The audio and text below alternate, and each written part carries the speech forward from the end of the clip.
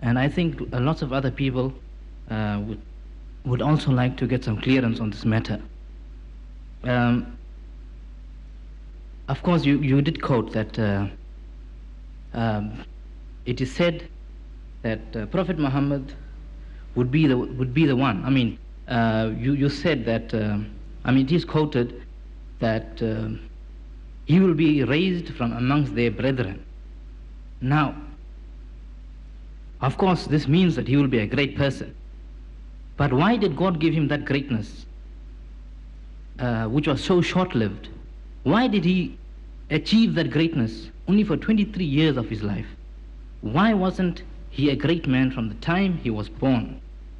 Why wasn't he so great? I wouldn't say great, but why wasn't he so popular like Jesus was? Why did he achieve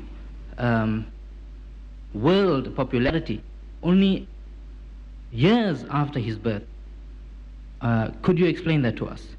I'm sure you will do a lot of justice to a lot of other Muslims and non-Muslims in this place. Why did God wait for 40 years before revealing the Quran to the Holy Prophet Muhammad sallallahu alaihi wasallam? Suppose the Quran was revealed to him at the age of 30. You see, like Jesus Christ, he was baptized at the age of 30 in the river Jordan by John the Baptist. So he said, look, why 30? Why not at 25? And if it was 25, why not at 20? Why wasn't he born with a book in his hand? These are questions that you have to address to Allah. You see? As I said, the Quran is a book of telegrams. You remember? The Quran is a book of telegrams from Allah through His Messenger Muhammad sallallahu alaihi wasallam. Now you have to send a telegram to Him, God Almighty. Ask Him, why did you wait till the age of 40 before you delivered this message to Him? It's not me, it's not in my hands. He chose Moses at the age of 40. He chose the other prophets, David at the age of 40. He chose Jesus at the age of 30. Right. That's His business. When the time is ripe, the message is given. With regards to greatness, you see, if you read, I don't know whether you're in touch with what is going on in the world today, a certain Michael H. Hart has written a book called The Top 100, the most influential men in history. And you see the number one, Muhammad sallallahu alaihi wasallam. In the Time magazine, the greatest leader of all times, Jules Masserman, a Jew, a United States economist, the greatest leader of all time was Muhammad. Lamartine, in his History of the Turks, is the greatest man that ever lived was Muhammad.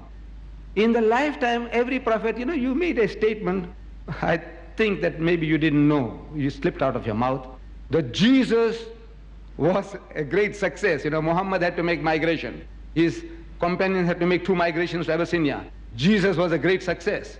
That is not true. You know it's not true.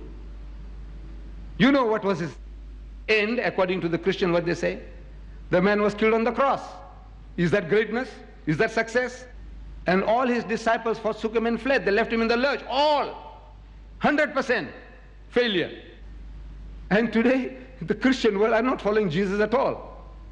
According to that Michael H. Hart, he says that, you see, the honor for Christianity should be divided between Jesus and Paul. And actually, Paul is the real founder of Christianity, not Jesus Christ. So even as a religion, the religion that is carrying his name, Christ, Christianity, is not his religion. So I think, my son, you should check up these things, before making a statement to say, this man was more successful than the other.